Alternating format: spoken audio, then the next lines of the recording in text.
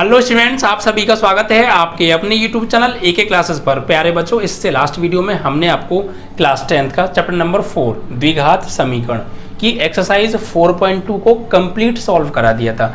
I hope कि आपने उन प्रश्नों को देख लिया होगा।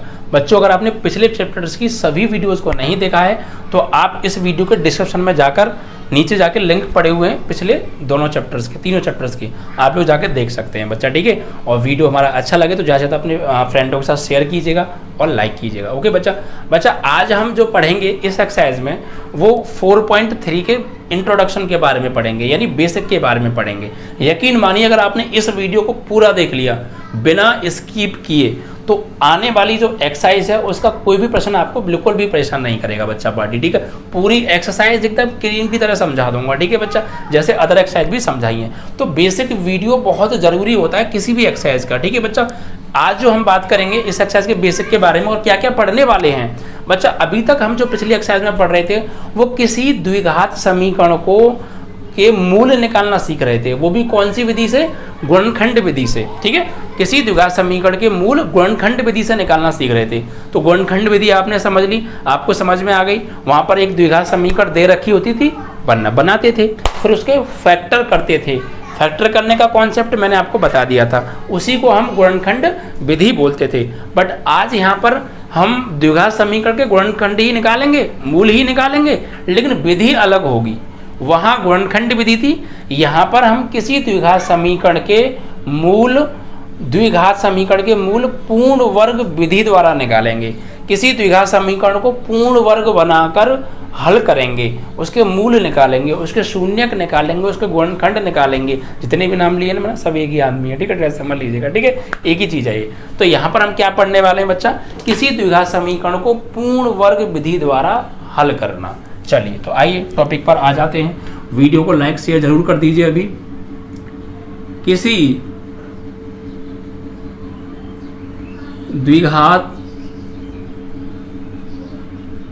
समीकरण को पूर्ण वर्ग विधि, कंप्लीटिंग स्क्वायर विधि द्वारा हल करना। ठीक है, यानी solution of quadratic equation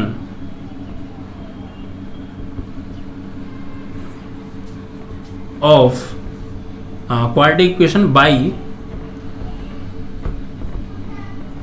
by perfect square और कंप्लीटिंग स्क्वायर।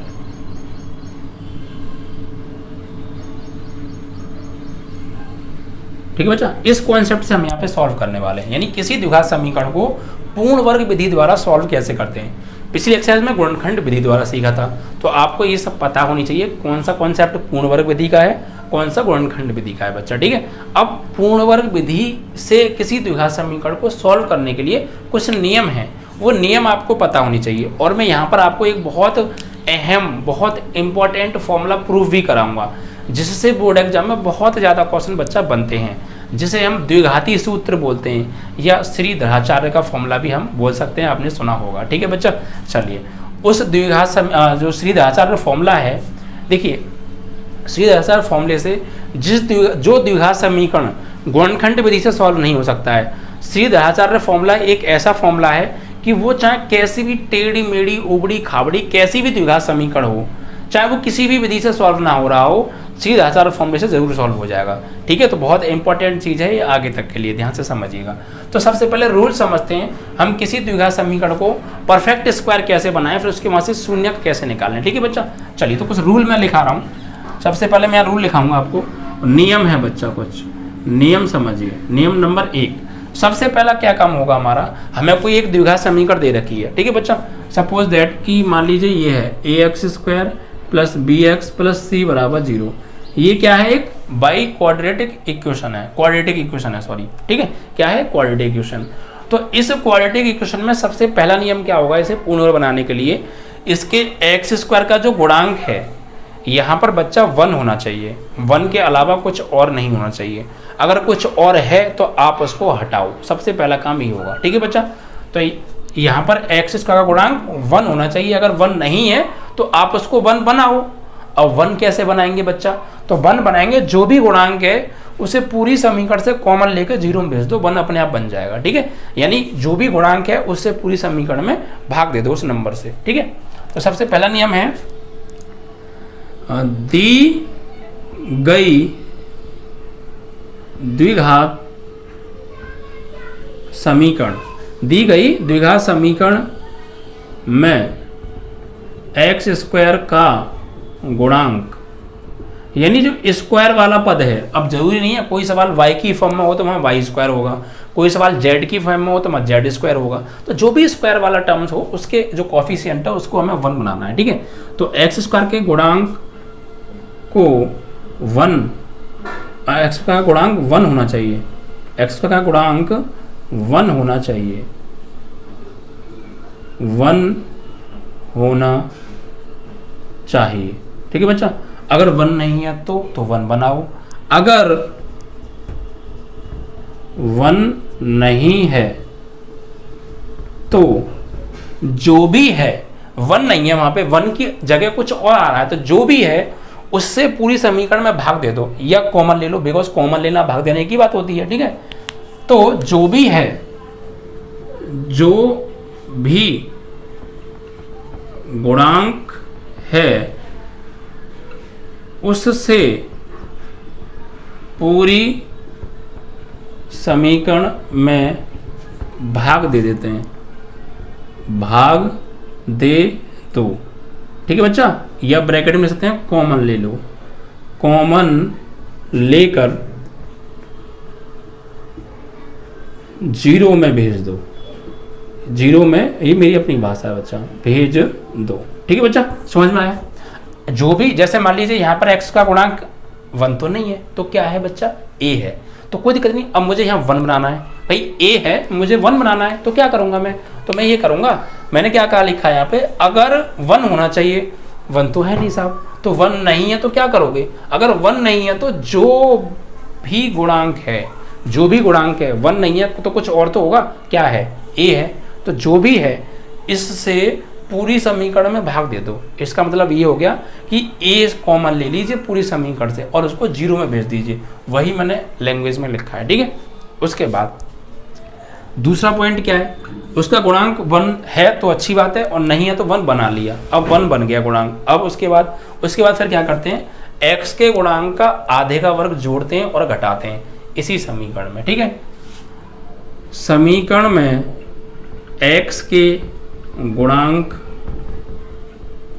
गुणांक का आधा करके भाई इसके बाद 1 बना लिया हमने, सपोज 1 बन गया, तो फिर क्या करना है, उसी समीकरण में देखो 1 बनने के बाद जो समीकरण मिलेगी उसमें ये देखो कि जो x का गुणांक है वो क्या है, जो भी x का गुणांक है उसका आधा करो। ठीक है, x के गुणांक का आधा करके उसका वर्ग करो, वर्ग करके x के गुणांक के आधा करके वर्ग करके समीकरण में जोड़ते और घटाते हैं, यानी कि उसका गुणांक 1 बन गया x स्क्वायर का।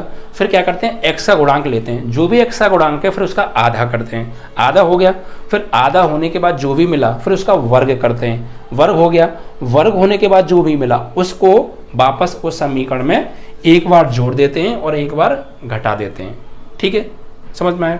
चलिए थर्ड पॉइंट क्या है, फिर हमने x के गुणांक का आधा किया, उसको समीकरण में एक बार जोड़ दिया और उसी को एक बार घटा दिया। ऐसा करने पर क्या होगा, वहां पर 2 टाइप के फॉर्मूले बनेंगे, एक तो बनेगा a प्लस बी का होल स्क्वायर और एक बनेगा a माइनस बी का होल स्क्वायर। अब a प्लस बी का कब बनेगा और a माइनस बी का कब बनेगा, अब ये समझ लीजिए, पूरा कॉन्सेप्ट लिखाऊंगा लास्ट तक। ठीक है, अपनी लैंग्वेज में लिखा रहा हूँ पूरा। फिर ये क्या लिखा मैंने, समीकरण x के गुणांक का आधा करके वर्ग करके समीकरण में लिख लीजिए जोड़ते और घटाते हैं, इसे हटा दीजिएगा। x के गुणांक का आधा करके वर्ग करके समीकरण में जोड़ते और घटाते हैं, ठीक है। अब इसमें क्या करेंगे, फिर क्या करेंगे, फिर वहां पर 2 में से कोई एक फॉर्मूला बनेगा, या तो बनेगा बच्चा a प्लस बी का होल स्क्वायर या a माइनस बी का होल स्क्वायर का फॉर्मूला बनेगा, ठीक है। अगर नहीं बनना तो बनाओगे, ठीक है, बनेगा। अब हम ये कैसे पहचानेंगे कि प्लस का बनेगा या माइनस का बनेगा? तो देखिए ये मैं बता रहा हूँ ट्रिक आपको। उसमें अगर x वाला जो टर्म है, सिर्फ x वाला, x की पावर 1 वाला जो टर्म है, अगर उसके आगे का सिंबल माइनस का है तो फॉर्मूला बनेगा a माइनस बी का होल स्क्वायर, और उसके आगे का सिंबल प्लस का है तो फॉर्मूला बनेगा a प्लस बी का होल स्क्वायर, ठीक है। तो यहाँ पे पहचान लिख देता हूँ मैं, बनेगा अगर x का चिन्ह या x वाले पद का चिन्ह, x वाले पद का चिन्ह प्लस का है तो फॉर्मूला a प्लस बी का होल स्क्वायर बनेगा।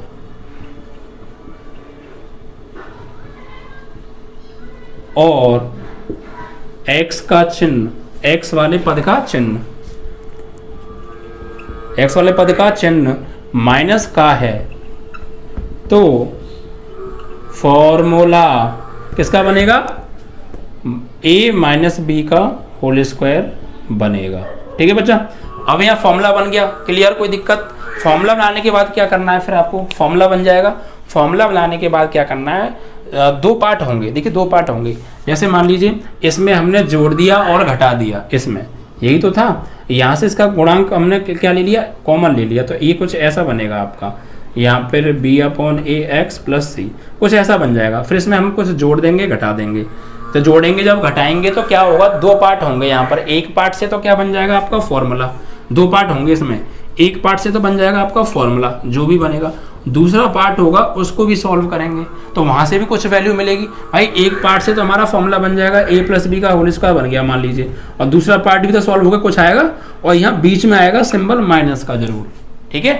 पहले पार्ट को सॉल्व करके बन गया फॉर्मूला, दूसरे पार्ट को सॉल्व करके कुछ भी आ गया, और बीच में सिंबल आएगा किसका, माइनस का। तो यहाँ पर एक फॉर्मूला और बनेगा, कौन सा, इसको मानेंगे a² और इसको मानेंगे b², तो a² माइनस b² का फॉर्मूला और बनेगा, ठीक है। तो 3 फॉर्मूले यूज होंगे इस पूरे सवाल में। एक तो अगर फॉर्मूला a प्लस बी का होल स्क्वायर बन सकता है या a माइनस बी का होल स्क्वायर बन सकता है। फिर बनने के बाद सॉल्व करके वहां पर हमें a² और माइनस b² का फॉर्मूला और बनेगा जरूर, a² माइनस b² का फॉर्मूला बनेगा। फिर ये फॉर्मूला और अप्लाई करना है, देन आपका जो है वहां से x की वैल्यू निकल आएगी, ठीक है। तो ये कॉन्सेप्ट था किसी भी द्विघात समीकरण को पूर्ण वर्ग बना के सॉल्व करने का, ठीक है। अब ये नियम मैंने लिखा दिए, अब मैं आगे आपको क्या करूंगा, इन्हीं नियमों का यूज करके द्विघात समीकरण को पूर्ण वर्ग बना के दिखाऊंगा, और वहां से एक फॉर्मूला हम यहाँ पे प्रूफ करेंगे, और जो फॉर्मूला प्रूफ होगा उसे हम बोलेंगे द्विघाती सूत्र, क्वाड्रेटिक फॉर्मूला, ठीक है बच्चा, जिसे हम सीधा आचार का फॉर्मूला भी कह सकते हैं। ओके, चलिए तो प्रूफ करते हैं कैसे, समझ लीजिए। तो यही नियमों का यूज होगा, इन 3 नियमों का पूरा जो मैंने लिखाया है वही चीज करेंगे, ठीक है। तो आप इस कॉन्सेप्ट को समझ जाएंगे तो फिर आप सभी सवालों को कर भी लेंगे। तो चलिए समझते हैं, प्रूफ का समझेंगे आज हम फॉर्मूले का, द्विघाती सूत्र का प्रूफ। कौन सा सूत्र होगा, द्विघाती सूत्र।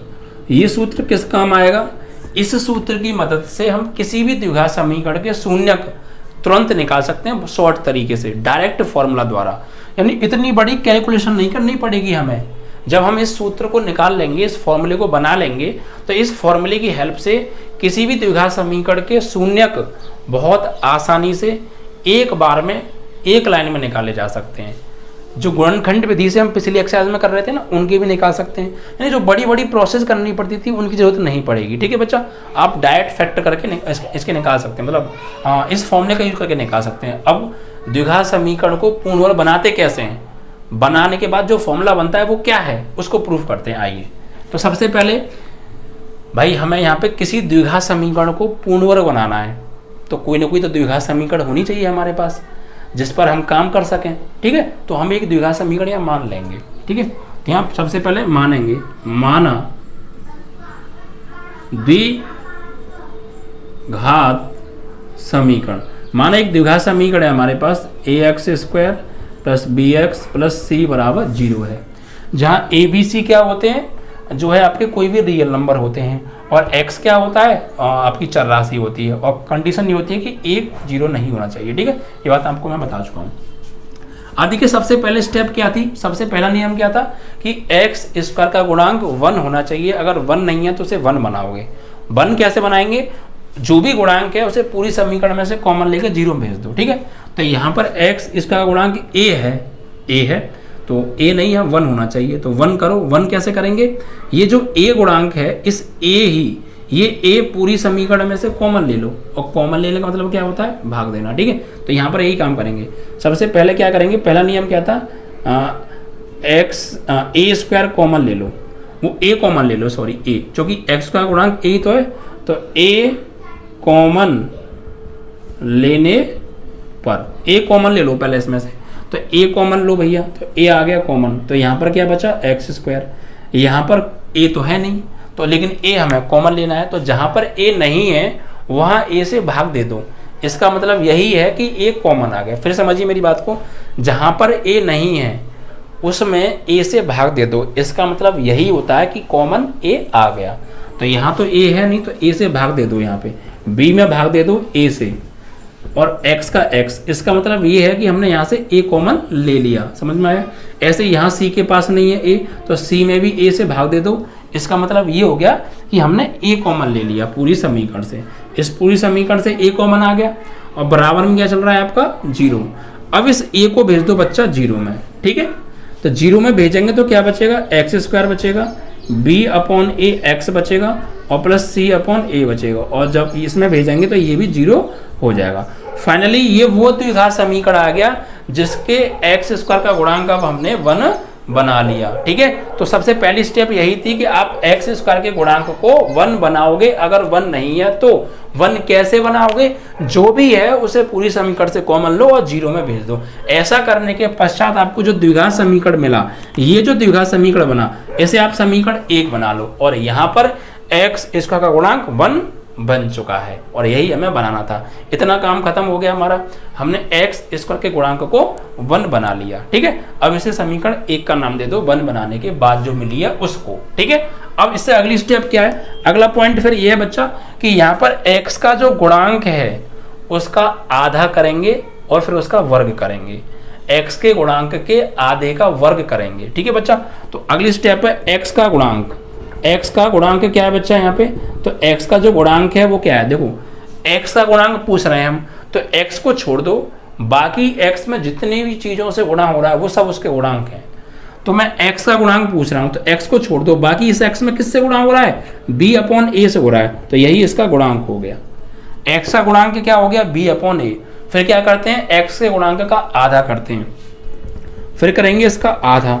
आधा कैसे करते हैं, आधा ऐसे करते हैं कि इसमें 2 से भाग दे दो, या हर में 2 से गुणा कर दो, या b में 2 से भाग दे दो, बात एक ही है।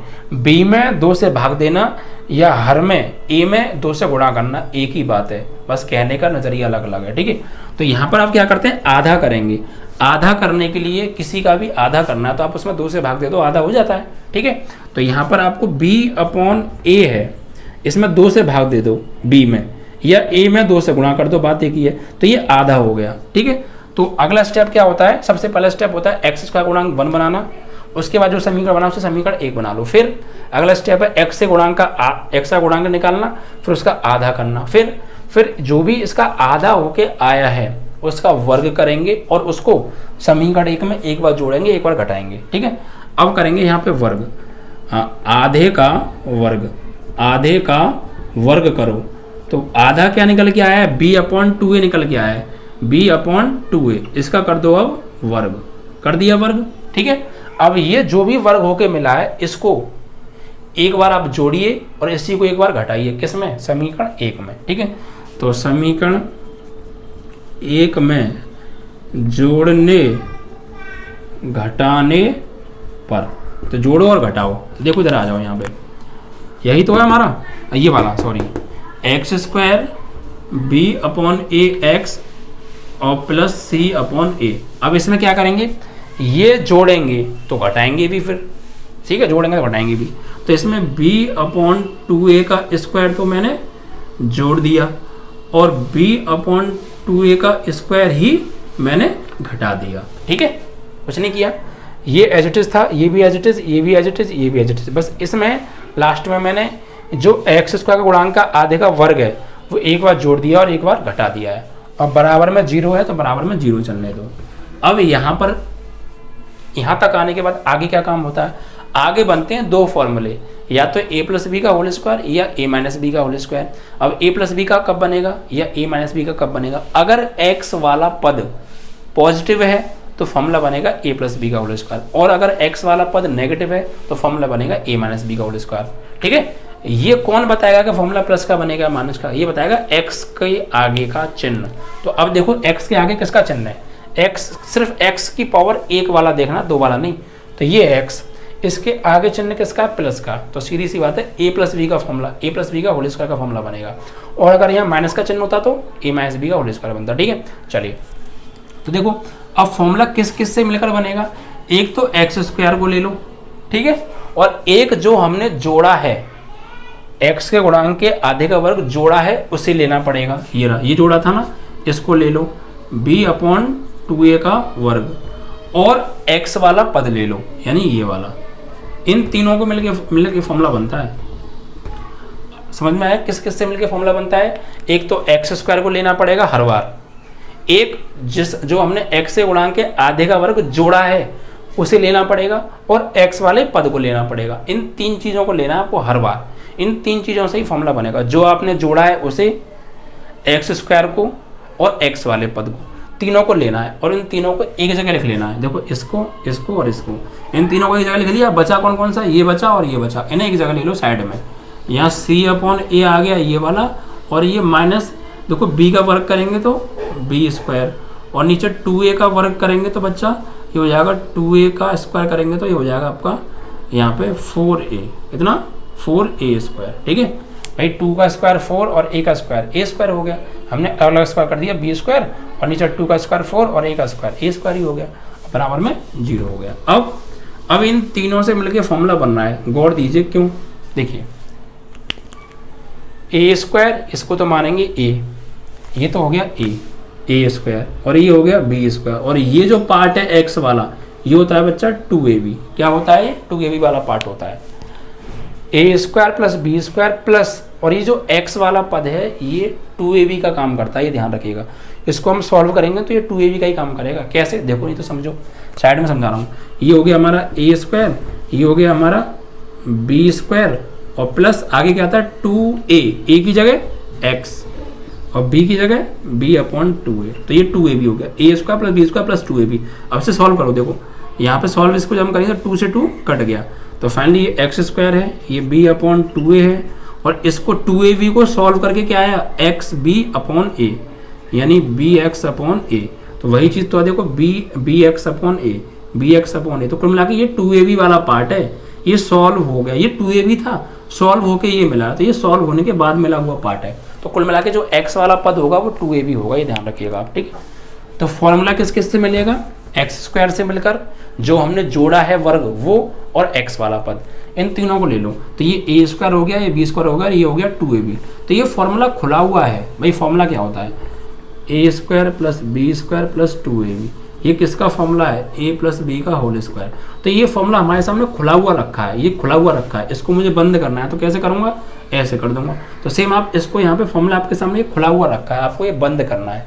बंद कैसे करते हैं, जो पहला पद है वो a है, तो पहला पद क्या है इसमें x, प्लस दूसरा पद क्या है वो b है, तो दूसरा पद क्या है इसमें b अपॉन 2a, और उसका क्या हो जाएगा वर्ग, ठीक है। तो बस हमने ये किया है, हमने कुछ नहीं किया, ये फॉर्मूला खुला हुआ था, इस फॉर्मूले को बंद कर दिया हमने। क्या कर दिया है, बंद कर दिया है बस। अब उसके बाद इन तीनों से मिलके तो ये फॉर्मूला बंद हो गया। अब बच्चे कौन से, ये दो पार्ट, इन्हें सॉल्व कर लो।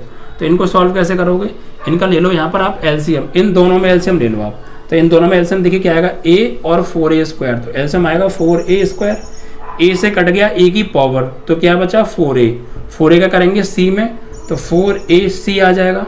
भाई a से a की पावर कट गई, 4a बचा, 4a का c में करेंगे 4ac, और माइनस 4a स्क्वायर से 4a स्क्वायर कट गया एक बार, एक का b स्क्वायर में करेंगे b स्क्वायर बराबर 0।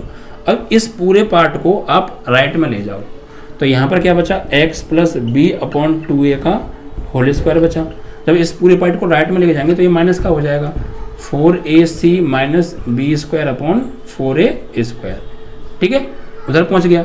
अब देखिए इस माइनस को प्लस बनाना है, तो आप क्या करो, ऊपर से माइनस कॉमन ले लो, x plus B upon 2a का होल स्क्वायर, ऊपर से minus common low.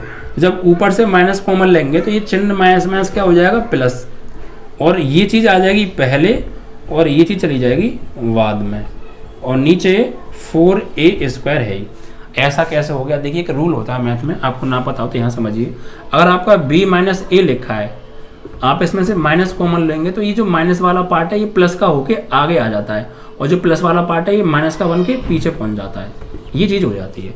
It means that we can say b minus a को हम माइनस a माइनस b ले सकते हैं। सेम हमने यहाँ किया, माइनस कॉमन लिया, माइनस माइनस प्लस हो गया, ये चीज़ आगे आ गई, ये चीज़ b चली गई। ओके, अब देखिए आगे क्या करना है। अब देखिए ये जो स्क्वायर है इसको हम उधर भेजेंगे, स्क्वायर को हम भेजेंगे उधर स्क्वायर को, तो ये x plus B upon 2a बराबर, जब ये स्क्वायर जाएगा इधर तो ये रूट में चली जाएगी वैल्यू पूरी, b square minus 4ac upon 4a square, ये चलेगी रूट में। अब थोड़ी जगह की कमी, तो कहाँ करें, ऊपर से हटा लेते हैं इसे, यहाँ पे आ जाओ। ठीक है, यहाँ के बाद यहाँ आ जाओ। अब देखिए क्या करना है यहाँ पे, तो ये x प्लस बी अपॉन ए तो है, x plus B upon 2a है ना, यस बराबर। अब देखो ये स्क्वायर में अंदर है, तो ये रूट ऊपर वाले पे अलग कर दो, नीचे वाले पे अलग कर दो, तो ऊपर अंडर रूट अलग कर दिया बी स्क्वायर माइनस 4ac, और नीचे वाले पर रूट अलग कर दो, नीचे इतना है 4a स्क्वायर। अच्छा 4a स्क्वायर को मैं क्या ले सकता हूँ, 4a को मैं 2a का स्क्वायर ले सकता हूँ। भाई 4 को लिखूंगा 2 का स्क्वायर और a स्क्वायर है ही, तो दोनों पे एक साथ स्क्वायर लगा दो ना, स्क्वायर से रूट कट गया। तो फाइनली x इस b अपॉन 2a को, इस b अपॉन 2a को आप इधर ले जाओ। ठीक है, और एक चीज़ और ध्यान रखिएगा, रूट के अंदर से जब कोई वैल्यू निकलती है तो प्लस माइनस में निकलती है, ये आपको पता है। ठीक है, तो जैसे ही ये रूट इधर जाएगा तो यहाँ पे प्लस माइनस का चिन्ह और आ जाएगा। भाई रूट है ना, रूट से बाहर वैल्यू निकलेगी तो प्लस माइनस में निकलेगी। तो देखिए क्या होगा यहाँ पर, अभी आप इसे मत भेजो, x plus B upon 2a तो है, ये रूट से वैल्यू बाहर निकल रही है तो किस में निकलेगी अब, प्लस माइनस में। ऊपर बी स्क्वायर माइनस 4ac है, और नीचे ये बाहर निकल के क्या आ जाएगा 2a, क्या आ जाएगा 2a। इज दैट क्लियर, समझ में आ रही है। भाई हमने स्क्वायर को इधर भेजा तो ये रूट में चला गया, और रूट से बाहर निकलेगा तो प्लस माइनस में तो निकलेगा। जैसे एक्स स्क्वायर बराबर होता है 5, तो 25 हो गया सपोज, तो x बराबर क्या होता है रूट 25, तो इसके अंदर से बाहर प्लस माइनस के 5 ही तो निकलता, सेम अंडर रूट में था, बाहर निकला प्लस माइनस का। ठीक है, अब आगे क्या करना है, इस b अपॉन 2a को राइट में भेज दो, यहाँ से x का मान निकालो, तो x का मान ये b अपॉन 2 इधर आएगा, तो माइनस का b अपॉन 2a हो जाएगा, और प्लस माइनस ये पहले से ही मौजूद है, B square minus 4ac upon 2a, B square minus 4ac upon 2a। ये है द्विघाती सूत्र। कौन सा सूत्र निकल के आया है तुम्हारा, द्विघाती सूत्र निकल के आया है। ठीक है, इसी को बोलते हैं हम द्विघाती सूत्र, द्विघाती सूत्र या श्रीधराचार्य सूत्र, श्रीधराचार्य सूत्र। ठीक है, इस फॉर्मूले, ये फॉर्मूले का हमने पूरा इन्वेंशन, पूरा प्रूफ कर दिया इस फॉर्मूले को। ये फॉर्मूला आपकी किताब में दे रखा होगा, पीछे आप देख लीजिएगा। ठीक है, ये फॉर्मूला आपकी किताब में दे रखा होगा, पीछे जाके आप देख लीजिएगा। ठीक है, ये फॉर्मूला काम किसके आएगा, जैसे हमने ये पूरा मेथड यूज किया, अगर हम किसी द्विघात समीकरण को पूर्णवर्ग बना के सॉल्व करेंगे तो जो फॉर्मूला प्रूफ करने के लिए मैंने अभी पूरा तरीका यूज किया है, यही तरीका आपको यूज करना पड़ेगा पूरा एक पेज का। लेकिन आपको सिर्फ मूल निकालने हैं, तो ज़रूरी नहीं है आप ये तरीका यूज करें, डायरेक्ट इस फॉर्मूले का यूज कीजिए, आपका आंसर 1 मिनट में आ जाएगा। ठीक है, तो यहाँ से x के 2 मान निकलेंगे। कैसे, देखो एक x का मान निकलेगा जब हम इस चिन्ह, ये 2 चिन्ह है देखो यहाँ पे, अगर प्लस लेंगे, प्लस लेने पर तो यहाँ पर प्लस आएगा बस, तो माइनस के b अपॉन 2a यहाँ आ जाएगा plus, under root B square minus 4ac upon 2a। एक तो ये हो गया, x का मान एक तो यहाँ से निकलेगा, एक माइनस लेने पर जब हम चिन्ह माइनस का लेंगे तो दूसरा x का मान यहाँ से निकलेगा, 2x की तो मान निकल देते बीच फैक्टर करके, तो x बराबर माइनस बी अपॉन 2a, यहाँ चिन्ह आ जाएगा उसकी जगह माइनस, और ये अंडर रूट में B square minus 4ac upon 2a। तो इस तरीके से ये दो फॉर्मूले बने, इन दोनों को मिला के जो फॉर्मूला बना इसे द्विघात वो बोलते हैं द्विघातार्य का फॉर्मूला। और आपको x के मान निकालने तो डायरेक्ट इन फॉर्मूलों का यूज करो, आपकी वैल्यू निकल आएगी। उसके लिए आपको द्विघात समीकरण की तुलना करके ABC के पहले मान निकालने पड़ेंगे, तभी आप इनसे वैल्यू निकाल सकते हैं डायरेक्ट। ठीक है, तो ये फॉर्मूला हमने प्रूव कर दिया, और इस फॉर्मूले को प्रूव करने के लिए जो भी तरीका हमने अपनाया था अभी, इसी को बोलते हैं परफेक्ट स्क्वायर बना, मतलब किसी द्विघात समीकरण को परफेक्ट स्क्वायर बना के सॉल्व करना। ठीक है, चलिए कोई भी दिक्कत आई हो वीडियो के बाद रिपीट कर लीजिएगा, और कुल मिला के मेन आपको ये फॉर्मूला याद होनी चाहिए। ठीक है, ये फॉर्मूला याद कर लेना, और जो मैंने रूल लिखा है आपको रूल पता होनी चाहिए, सवाल एकदम ऐसे होंगे। ठीक है, अब कुछ चीज़ें और हैं, 2-3 चीज़ें उन्हें और संभालो, आपका बेसिक खत्म, फिर एक्सरसाइज कराएंगे अगले वीडियो में लेंगे। अब देखिए, अभी हमने एक फॉर्मूला प्रूफ किया था, x बराबर माइनस के b upon 2a plus minus under root B square minus 4ac, ये स्क्वायर सिर्फ ऊपर लगा है और नीचे 2a। अब कभी कभी क्या होता है, किसी द्विघात समीकरण के मूलों का तो अस्तित्व होता है, किसी किसी के द्विघात समीकरण के मूलों का अस्तित्व होता ही नहीं है। मतलब किसी द्विघात समीकरण के तो मूल होते हैं तो उन्हें हम निकाल लेते हैं, किसी को होते ही नहीं है तो निकालेंगे कहाँ से। तो कब होंगे कब नहीं होंगे समझ लीजिए। यदि ये नोट है इम्पोर्टेंट, यदि बी स्क्वायर माइनस 4ac, ये वाली वैल्यू देखिए, बी स्क्वायर माइनस 4ac, इसका मान अगर 0 से बड़ा आ रहा है या बराबर आ रहा है, बी स्क्वायर माइनस 4ac की वैल्यू अगर 0 से बड़ी आएगी या 0 के बराबर आएगी तो मूलों का अस्तित्व